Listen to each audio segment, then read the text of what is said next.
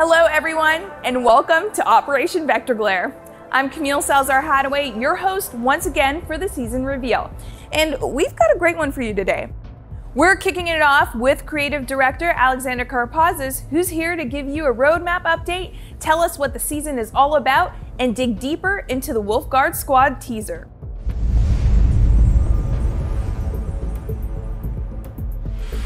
Back at the SI, we mentioned that we'll be revisiting our roadmap for the year every single season. We're immensely proud of everything that we're delivering this season. However, we do have a delay in season 3.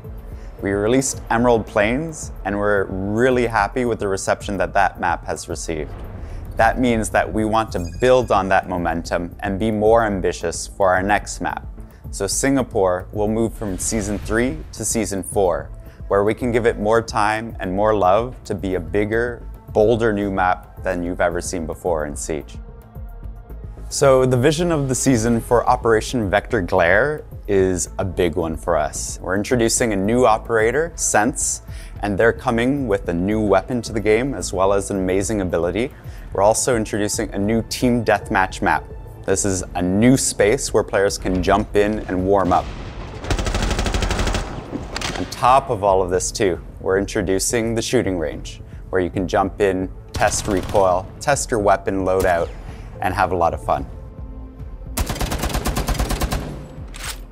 We talked about squads in Rainbow Six Siege, both as a narrative tool for us to tell new stories about our operators in the field, and as a way of explaining the kind of segmentation that Rainbow Six is experiencing right now, with Nighthaven leaving, Rainbow Six proper, and Harry splitting up all of the operators into each individual squads. We're introducing Wolfguard this season with our new operator Sense. And you saw a bit of a teaser just the other day about this new squad. This is led by the captain Doc, and Sense is joining the squad as well as a couple of other operators from the game. This is important for us because now we can tell stories about these operators in the field, and you'll see more of that at the start of the season. This doesn't affect gameplay, but it's a new way for us to tell the stories of these operators, how they work together, and how they struggle against real-life missions. You'll be experiencing more of their story at the start of Season 2 Vector Glare. Now, let's get a sneak peek of some Vector Glare gameplay, courtesy of Chris Waters and the Ubisoft News team. There's a lot of power in lines of sight in Rainbow Six Siege, but what if you were watching an angle and all of a sudden you saw this? Would you shoot it? Melee it? Approach it slowly and try to walk through it? Oh, don't do it! No, don't worry about it. It can't hurt you. It's a wall made of light, created by the ROU projector system, and you have Sens to thank for it. Sens is the new attacker, arriving with Operation Vector Glare. And they're also bringing a new weapon with them, the high-capacity POF-9 assault rifle. Take it for a spin on the new shooting range and see how you like it. Then put it through its paces on the new team deathmatch map, Close Quarter. The dev team's got the details on all these things, as well as more to share on giving some operators a third secondary weapon option, implementing the first phase of the reputation system, and your chance to score some free operators. All this and more is coming with Operation Vector Glare. Let's get to it. Sense is set to join the attackers, and their unique gadget is suited for all kinds of situations. Game designer Mathieu Lacombe is going to tell you more about it, but first, let's discover a bit more about how Sense was developed with concept artist Sunshine Kim and director of gameplay design Jeremy Cavan.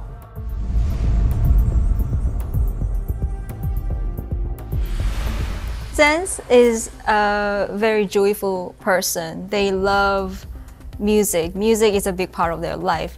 We wanted to bring that bright personality of Sense into the design. We explored different hairstyles and different facial features to really capture that shining personality of Sense. So in the mask, when Sense is in the mask, they look fierce, but the person under the mask is someone lovely, someone musical, someone very bright. We wanted to create that differences between two sides of sense. So once we've designed the technology and the fantasy, we had to create all the different elements for this gadget. So Sense device is made of 3 parts. The first part is the rolling device. It's an object that you throw. In the middle, you have a wheel for movement with a tire for grip, and in the center, you have a gyroscope to maintain its balance. This throwable is fully mechanical, and on the bottom of it, you have 2 openings that are always facing down. And from these openings, you have the second part of this gadget that is ejected, which are the little electronic pellets, and they can create these super efficient beams of light for a short amount of time before it's running out of battery. We know that there are these super powerful devices that can create strong beam of light and that are used, for example, on stage during concert. Of course, ours needed to be way more powerful, but we liked the idea, so we decided to create our gadget around this.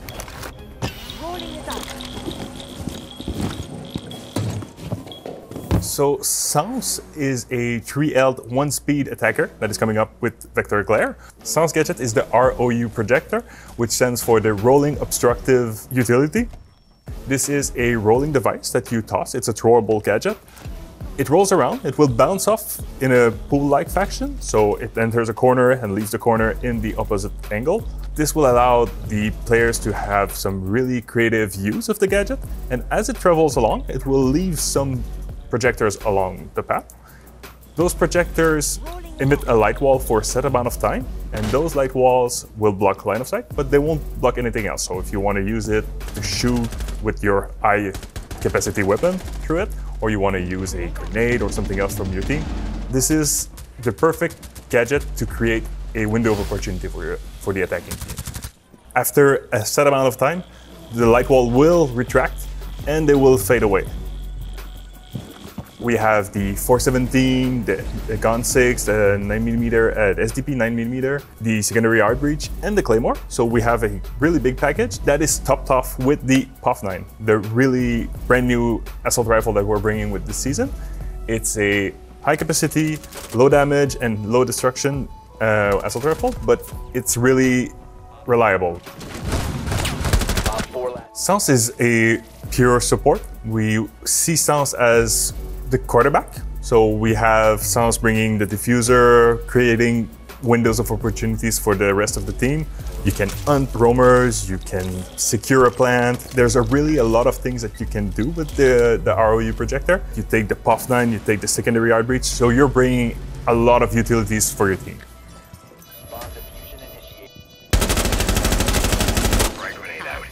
As much as the ROU is a very flexible tool for the attackers, we have some ways for the defenders to counter this gadget. You have multiple ways, either active or passively. Jaeger will interact only with the wheel part of the ROU. So if you have your wheel rolling in, leaving 3 projectors, and it gets into the range of a Jaeger, it will get zapped, but it will leave the 3 projectors that are already there. Wamai can also counter the ROU. The magnet will catch the wheel. It will stop the wheel from doing its thing. It will then release it with a new direction, and a lot of chaos will happen from there. The interaction between Aruni and Sans gadget is really both ways. We have the small gap at the bottom of the Aruni gate that you can slip the Sans right underneath it. But if Sans tosses it in the middle of it, well, it will get destroyed. When we talk about some passive counters to Sans, we have Mute. The jammers are there, they're doing their stuff. It will not stop the wheel, but it will stop any projectors from creating their lights. So you can see something happen like 2 walls, no panels, 2 walls. So it really creates some interesting angles and interesting gaps. We have Warden that can use the glass and see through the light walls. So this creates a reverse situation where Sans is in danger while Warden is really like on the hunt. The bulletproof camera is really a interesting gadget to counter Sans. It comes in 2 parts. We have the first part where an active player can see through the wall with the vision like we would have with the smoke. But you can also use the EMP dart to disable the projectors on the floor. So one way to create a hole in the wall and have an opportunity is to use explosive devices. The projectors themselves are bulletproof, but they can be destroyed by explosives. So it's really an organic way to create an opening in the wall. Similar to the bulletproof camera, the evil eyes will be able to see through the light wall. You can use the laser to destroy anything that could be on the other side. So it's really a passive and an active counter to sounds. A barbed wire deployed in a doorway will slow down the wheel, so this will make sure that the gadget doesn't go as far as planned. Sounds is a very versatile operator, so you have all of those possibilities, those opportunities to use your gadget and create some windows of opportunities, create some awesome play. It's really an operator that is made for you, so I can't wait to see the creative plays that you come up with. Come here! I dare you! User is online and active.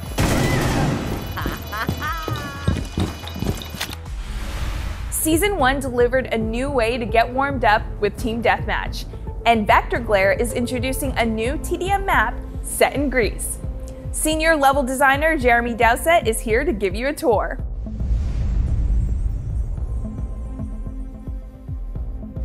It's a brand new map that's designed just for TDM and not for Plant Bomb. So you're going to have a different feel, looser angles for sure, a much faster, chaotic gameplay, and you're definitely not going to have the defensive setups. It's designed so you're not going to be safe. You know, there's a few little places you can go hide, but you're going to get found out very quickly and people are going to hunt you down. So it's fast, it's chaotic, it's definitely a different feel from any of the other TDM maps or anything that we've actually put TDM out in so far. In the world of Rainbow, this is a training facility. And so the whole thing is designed to be modular, and you'll see that in the art style, there's lots of little hooks for cranes to pick up sections of the map and walls. In the fantasy, it can be changed into anything else very, very quickly. There's a lot of time and effort and thought that actually went into the color coding. The stairs have solid color. So you've got 4 sets of stairs that are fully color coded, and every room has a very simple thematic within it. So it's very clean, it's very simple. You know, you can tell a kitchen's a kitchen. It'll have kitchen on the wall, armory will have, you know, most of the major rooms will actually have words on them. So when you go through and you're spawning and you're running around, you can orientate yourself very quickly to know which way you're going. And with the main path, or the main paths, the circular path and the path up the center, it's always easy to get from the ground floor to the top floor. So it's super easy to navigate. You're always very close to a set of steps. There's a lot of destruction. There's see-through floors. You can actually see from the first floor through. You know, breakable floors. Everyone's got impact grenades. And as the walls break, then you have more angles and more lines of sight. And it was hard to kind of break my usual workflow to actually go, actually no, this line of sight is fine. Rather than trying to constrain it like we do in a competitive map, just being a little bit more free with the angles is actually quite rewarding and quite different. It's a lot of fun. It's chaos, but it's a lot of fun. The rounds are definitely going to be much faster because it's much cleaner, but when it comes to warming up your mechanical skills and your aim for going in and playing ranked, this is probably the best map for doing that. It's so fast-paced, it's chaotic. 2-3 rounds of this map, you're going to be warmed up and ready for rank, that's for sure. During the Year 7 reveal panel in February, Emmanuel Larive from the Player Behavior Cell laid out some important measures in our fight against toxicity. He's here to discuss what we're doing now and what's next.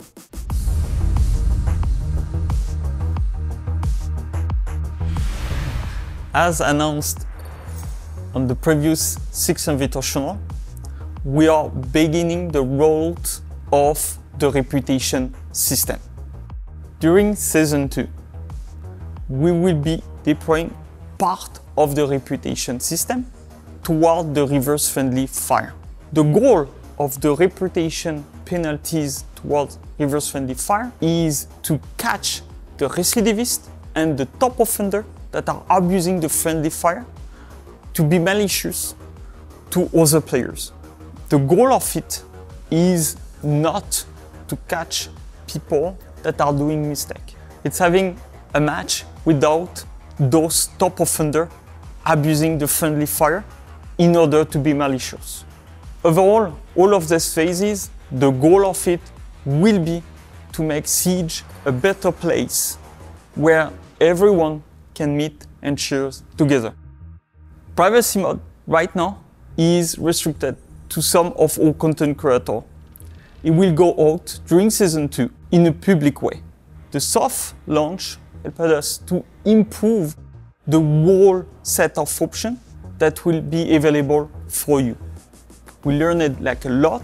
It was key for our strategy to provide something that is good and have the quality that we expect in order to protect your true identity while playing. The whole set of privacy options will not negate our anti-cheat capacities. We will still be aware of the true identity of the players that are using it.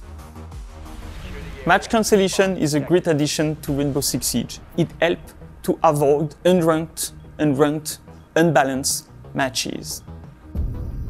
Since the beginning, we did several updates based on the community feedback to improve match cancellation.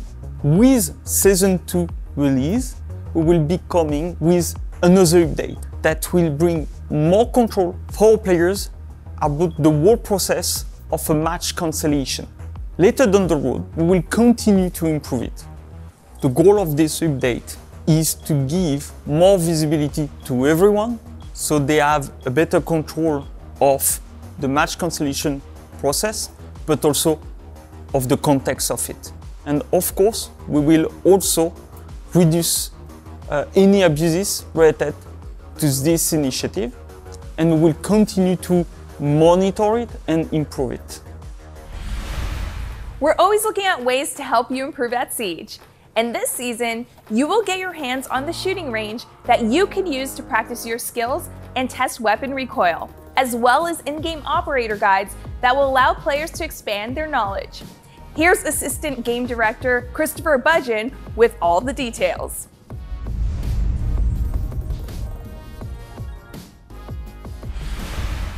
During the Year 7 reveal, we talked about how onboarding is an important part of Rainbow Six and our future and where we want to go. And we're really excited to show you what's next coming this season and Season 2.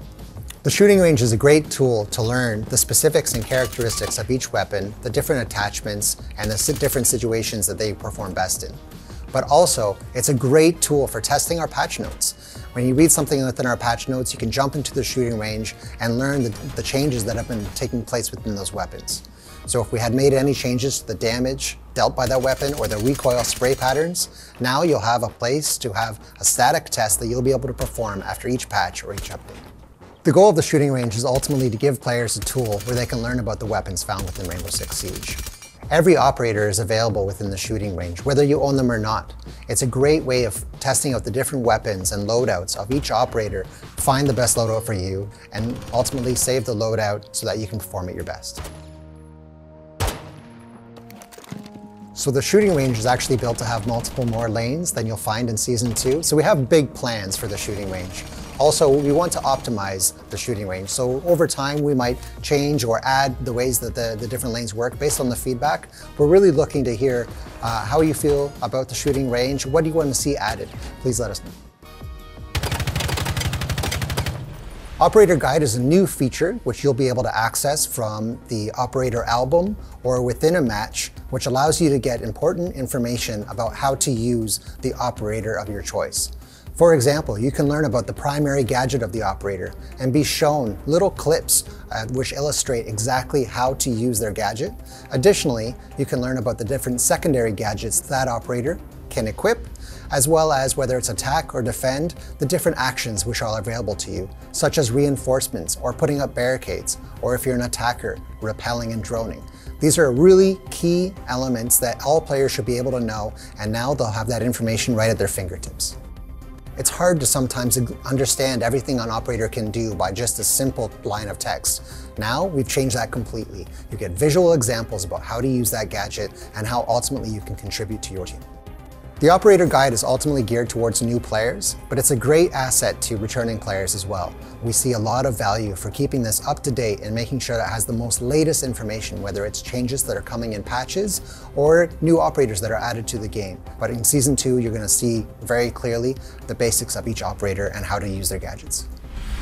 2 gameplay updates coming in Vector Glare are aimed at giving players more flexibility. One has to do with secondary weapons, the other concerns visual effects. Back to talk us through these changes is game designer Mathieu Lacombe.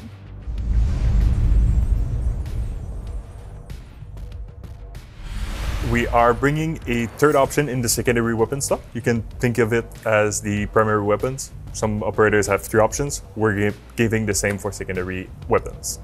This will bring back options that were previously lost because we had it a gun 6, we had it a SMG or a shotgun. So this is bringing back options for the players. We have a lot of them. We have Kali, we have Clash, Amaru, Finka, Lion. Like all of those are getting back the weapons that they lost previously. This allows us to create more diverse loadout when we want to make sure that you have a pistol, a secondary SMG, secondary shotgun. We don't do compromise because we only have 2 slots. We have 3 slots and we can make the best loadout that we can deliver for you. Back in year 6, season 3, we reduced the overall screen shake that was produced by explosives or gadgets around you to give more comfort to the players. Like we heard you saying that it was a bit too much. This season, we're bringing 3 options for the players. We have what we have currently in life. So if you enjoy the way sieges, we are not touching this for you. We have the second option, which is having the screen shake, but just toned down a bit. And the third option is to completely remove this. This will allow our players that are affected by motion sickness to really enjoy the game a lot more than they could before. In Siege Esports, tactical timeout is an important part of the competitive setting. In Operation Vector Glare, we're enriching this esports-inspired option for custom games so you can properly set the stage. Esports director Wei Yu has more on these and another big update for the competitive scene.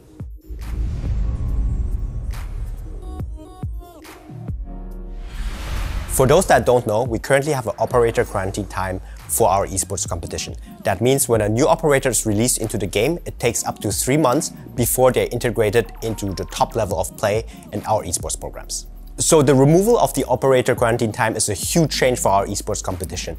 I think it has been over 3 years that this has been in place, and we're now removing it because it really is a testament to our balancing teams, our game designer teams. We feel that our operators are now ready from the start to be integrated in the highest level of competition. For the professional players, it means they have to adapt faster to the new meta. The new operators are being released into the competition as soon as they are on the live servers, which gives our pro players less time to adapt, but it also means at the same time that the teams that are quicker to adapt have a competitive advantage. On the other side, we have, of course, our players and viewers. For them, it means that as soon as the operators are being released, they are played at the highest level, and you can see the full potential of said operators being played in our leagues across the world. So the tactical timeout feature is a designed for custom games, first of all. It allows players to pause the game for a short amount of time to rediscuss tactics and to realign their approach. It also helps them to potentially take out the wind from the sails of their opponents. In the new scenario or in the new feature, players can directly do this from the menu of the game, but it can also be triggered by the observer or the coach. So the tactical timeout feature is a quality of life change for our esports players, as they will be able to trigger this timeout the same way, no matter if they're playing online or offline. It also means it's easier for the viewers to follow, as it's a unified approach for both LAN and online tournaments. Playing with friends is a lot of fun, and there has never been a better time to bring them to Siege than now. Christopher Budgeon is back to let you know about a new program that rewards both you and your friends.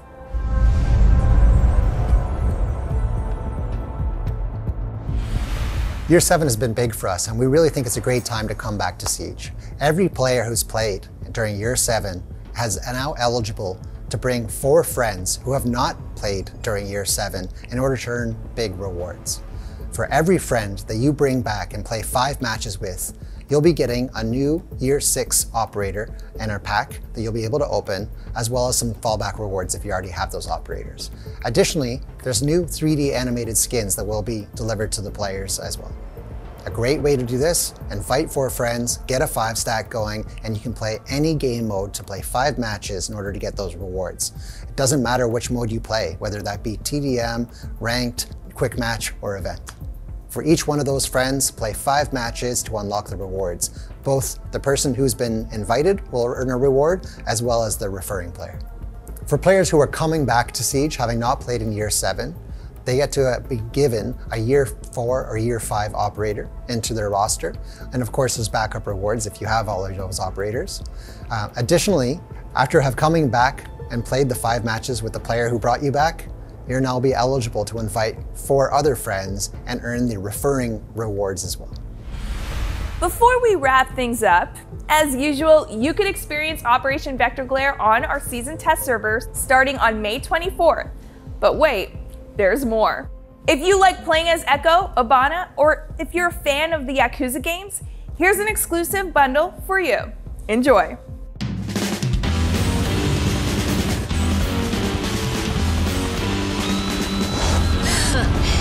何が人気や。手加減はしねえ。死にてえやつだけかかってこい。